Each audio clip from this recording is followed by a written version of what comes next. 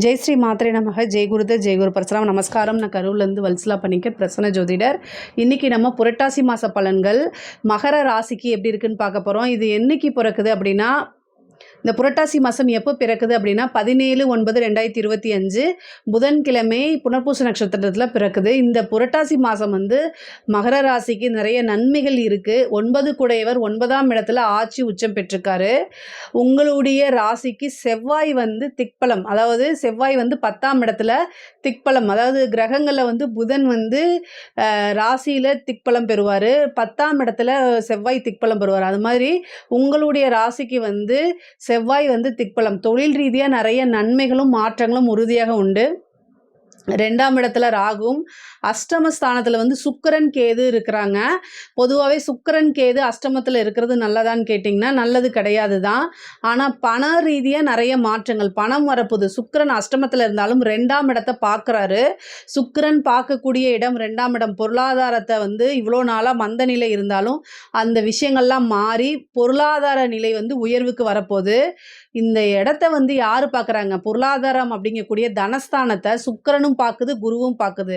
சுக்கிரனும் குருவும் பார்வை, அதாவது குரு வந்து தேவர்களுக்கு குரு, சுக்கிரன் வந்து அசுரர்களுக்கு குரு. 2 குருவும் சேர்ந்து எதை பார்க்க போகிறாங்க?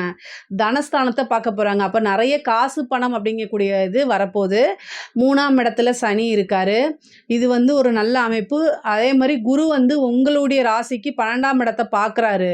இந்த 12ஆம் இடத்தை பார்க்குறது வந்து வெளிநாடு வெளியூர் இந்த மாதிரி விஷயங்கள்லாம் இந்த மாதம் நடக்க போகுது. சூரியன் வந்து உங்களுக்கு 9ஆம் இடத்துல இருக்காரு. இது வந்து ஒரு நல்ல அமைப்பு தான். 9ஆம் இடத்துல சூரியன் இருக்கும்போது உங்களுடைய பேர் புகழ் எல்லாமே, நீங்கள் எதுக்காக இவ்வளோ நாள் வெயிட் பண்ணிட்டு அந்த விஷயங்கள் எல்லாமே நடக்க போகுது. மன மகிழ்ச்சிக்கு என்னென்ன விஷயங்கள்லாம் உங்களுக்கு நடக்கணும்னு நீங்கள் நினைக்கிறீங்களோ அத்தனையுமே நடக்கும்.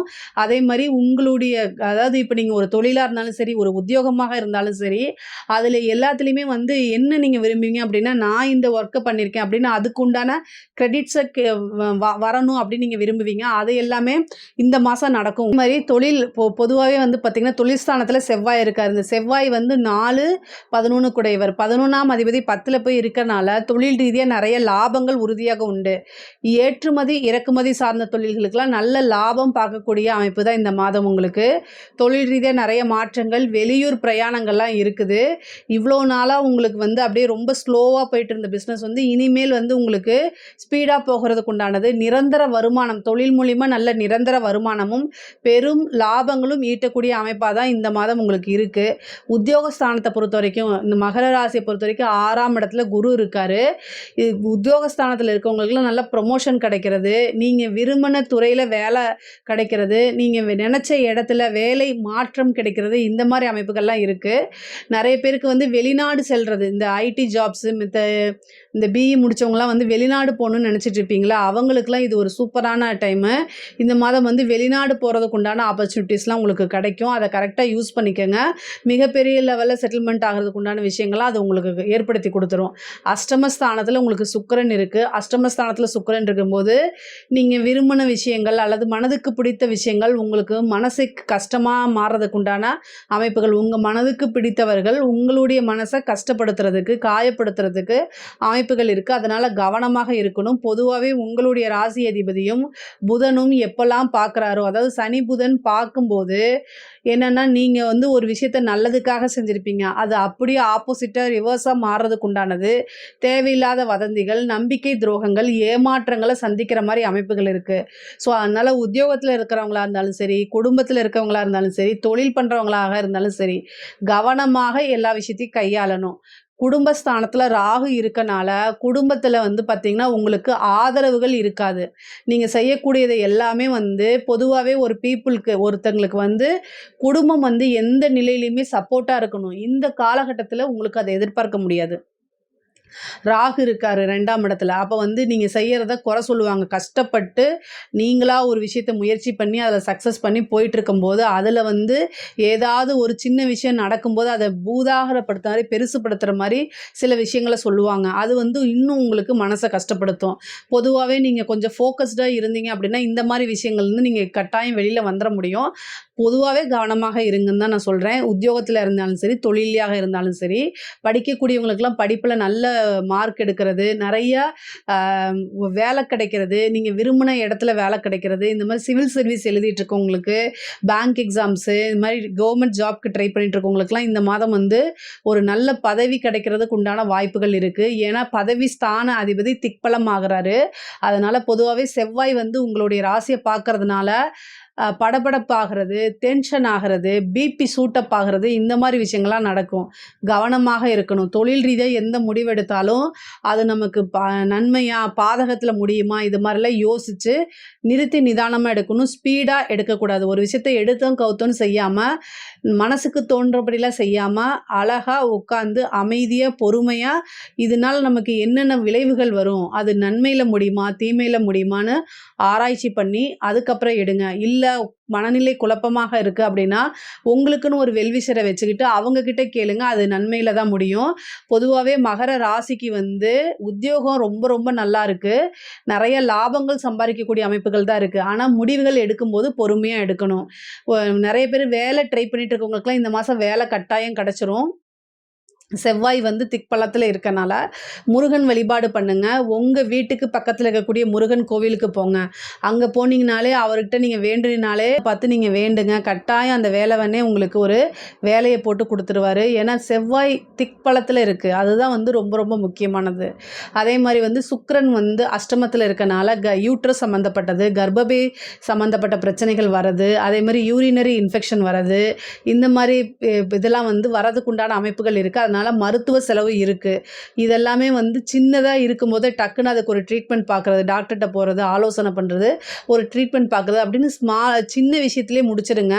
1000 500க்குள்ளேயே செலவை முடிச்சிடுங்க. அது பெரிய லெவலில் கொண்டு போகாதீங்க. அதேமாதிரி 9ஆம் இடத்துல சூரியனும் புதனும் சேர்ந்துருக்கனால நிபுணத்துவ யோகம் இருக்குது உங்களுக்கு. இந்த நிபுணத்துவ யோகம் வந்து என்னென்னா நீங்கள் செய்யக்கூடிய விஷயங்களை பிரம்மாண்டப்படுத்தி காமிக்கும். மற்ற நாட்களை காட்டிலும் மற்ற மாதங்களை காட்டிலும் இந்த மாதம் நீங்கள் பளிச்சுன்னு தெரியறதுக்கு உண்டான அமைப்புகள், அதாவது நீங்கள் செய்யக்கூடிய விஷயம் வந்து ஃபேமஸ் ஆகிறது, மற்றவங்கனால அங்கீகரிக்கப்படுறது, ஒரு பேரும் புகழும் கிடைக்கும். மனிதர்கள் அப்படின்னாலே மனிதனுடைய பாராட்டுக்கு வந்து அவங்க ஏங்குவாங்க, அடிமையாவாங்க. அதே மாதிரி இந்த மாதம் உங்களுக்கு வந்து நல்ல பாராட்டுகள், நிறைய விஷயங்கள் அங்கீகரிக்கப்படும். உங்களுக்கு பேர் புகழ் எல்லாமே கிடைக்குங்க. ஏன்னா 9ஆம் இடத்துல பாக்கியஸ்தானம்ங்கிறது 9ஆம் இடம்ங்கிறது தேடி வரக்கூடிய ஸ்தானம். அதனால் எல்லா விஷயமும் நீங்கள் என்னென்ன விஷயங்கள்லாம் நினைக்கிறீங்களோ அத்தனை விஷயமும் உங்களுக்கு தேடி வரதுக்கு உண்டான அமைப்புகள் தான் இருக்குது. கவலைப்பட வேண்டாம். ரொம்ப நாளாக உங்களுக்கு ஒரு கஷ்டங்கள் இருந்திருக்கும். அந்த கஷ்டங்கள் எல்லாமே இந்த மாதம் வந்து கட்டாயம் ஒரு விடிவு பிறக்கும் உங்களுக்கு. 9ஆம் இடம் வந்து குருநாதர் ஸ்தானம். அதே மாதிரி தெய்வ வழிபாடு பண்ணக்கூடிய ஸ்தானங்கள். இந்த நவராத்திரி வர நாளில் வந்து நீங்கள் அம்மனை வந்து வழிபாடு பண்ணுங்கள். ஒரு குருநாதர்கிட்ட ஆசீர்வாதம் வாங்குங்க. எவ்வளோ பிரச்சனைகள் இருந்தாலும் அது அப்படியே சால்வ் ஆகும். எத்தனை தோஷம் இருந்தாலும் அந்த தோஷம் எல்லாமே மறைஞ்சு போகுங்க.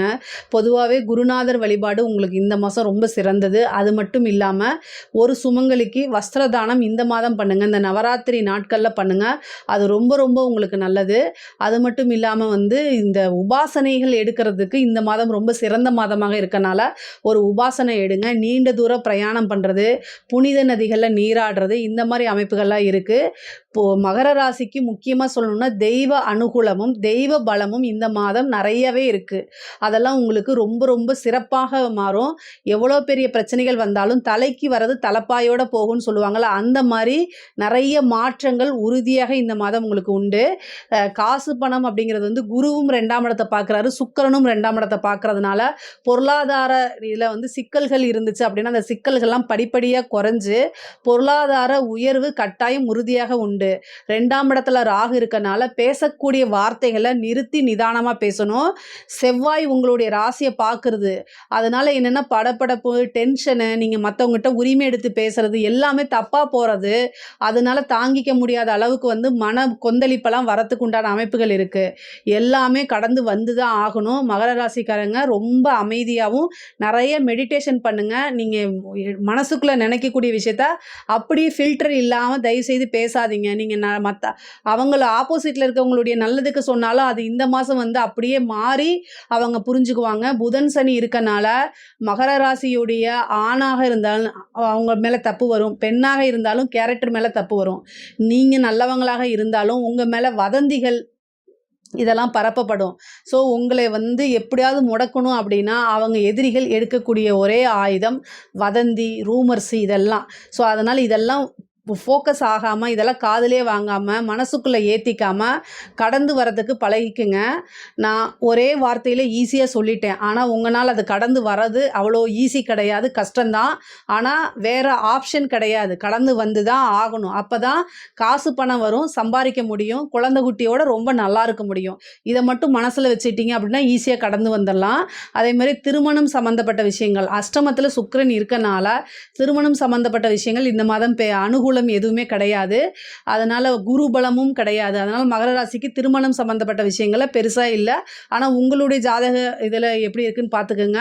5 குடையவரும் அஷ்டமத்தில் போயிட்டனால புத்திர பாக்கியம் சம்மந்தப்பட்டது குரு பலமோ எதுவுமே இல்லை. ஆனால் குலதெய்வ வழிபாடு பண்ணுங்க, அது உங்களுக்கு கட்டாயம் நல்ல நிலையை மாற்றி கொடுக்கும். மகர ராசியில் இருக்கக்கூடிய பெண்களுக்கு இது நல்ல வளர்ச்சியான காலகட்டம், கரெக்டாக யூஸ் பண்ணிக்கோங்க. இது எப்பவும் சொல்கிற மாதிரி தான், அஷ்டமத்தில் சுக்கிரனும் கேதுவும் இருக்கனால மாங்கல்ய ஸ்தானமாக இருக்கனால கணவருடைய தேக ஆரோக்கியத்தில் கவனமாக இருங்க. கணவர் யார்கிட்ட பேசுகிறாரு, எங்கே பேசுகிறாரு, என்ன பண்ணுறாரு, எவ்வளோ செலவு பண்ணுறாருங்கெல்லாம் நோட் பண்ணுங்கள். அவருக்கு நல்ல கைட் பண்ணுங்கள். தேக ஆரோக்கியத்தில் கம்ப்ளீட்டாக இருக்கணும். அதே மாதிரி கணவர்கிட்ட சண்டை போடாமல் அட்ஜஸ்ட் பண்ணி போங்க. அவர் தப்பே செய்யும் பட்சத்தில் எடுத்து புரிய வைங்க.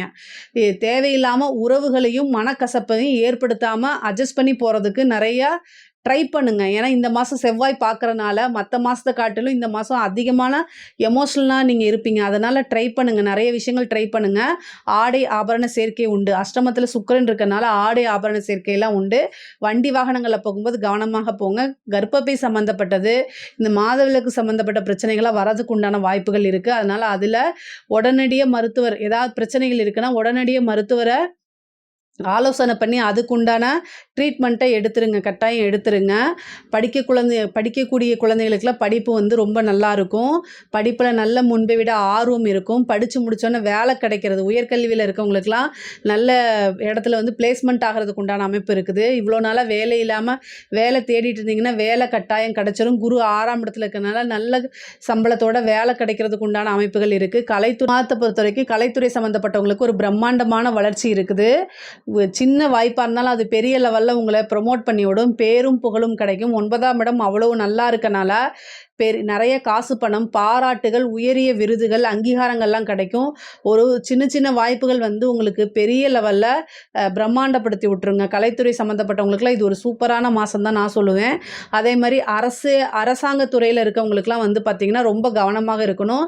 புதன் சனி பார்க்கும்போது லஞ்ச லாவண்யங்களை ஈடுபடாதீங்க. நிறைய கான்ட்ராக்ட் கிடைக்கும், அது மூலிமா நிறைய காசு பணம் சம்பாதிக்க முடியும். அதே மாதிரி கம்யூனிகேஷன் சம்மந்தப்பட்ட விஷயங்களில் கவனமாக இருக்கணும். உயர் அதிகாரிகளுடைய அழுத்தங்களுக்கு ஆளானீங்க அப்படின்னா நீங்கள் மாற்றுறதுக்கு உண்டான விஷயங்களும் நடக்கும். புதன் சனிங்கும் போது ஏமாற்றுவாங்க, துரோகம் பண்ணுவாங்க. ஸோ இன்னொருத்தங்க செய்யக்கூடிய விஷயத்துக்கு உங்களைய மேலே பழிய போடுறதுக்கு வாய்ப்பு இருக்குது. கவனமாக செயல்படுங்க. ஒவ்வொரு விஷயத்தையும் யோசித்து நீங்கள் மூவ் பண்ணிங்கனாலே சக்ஸஸ் ஆகிடலாம். அதனால் கவலைப்பட வேண்டாம். அரசியல்வாதிகளுக்கு இது ரொம்ப ரொம்ப சூப்பரான மாதம். கட்சி தலைமையிடத்தில் அங்கீகாரம் கிடைக்கும் உங்களுக்கு. அதே மாதிரி ஒரு பொறுப்பு கிடைக்கும். மக்களுடைய ஆதரவுகள், நீங்கள் செய்யக்கூடிய விஷயங்கள் பெரிய லெவலில் மீடியாக்களில் பேசப்படும். நல்ல விஷயமாகவும் இருக்கும், அது நெகட்டிவாகவும் இருக்கும். ஆனால் ஃபேமஸ் ஆகிறதுக்கு உண்டான அமைப்புகள் இருக்குது. மிகப்பெரிய லெவலில் வளர்ச்சி இருக்குது. மகர ராசியை பொறுத்த வரைக்கும் பொருளாதார நிலை மற்ற எல்லா நிலையுமே ரொம்ப ரொம்ப ரொம்ப நல்லா இருக்குது. இதில் ஏதாவது சந்தேகங்கள் இருக்குது அப்படின்னா கமெண்ட்ஸில் கேளுங்க, கட்டாயம் நான் ஆன்சர் பண்ணுறேன். நம்மளுடைய சேனலை லைக் பண்ணுங்கள், ஷேர் பண்ணுங்கள், சப்ஸ்கிரைப் பண்ணுங்கள். நன்றி, வணக்கம்.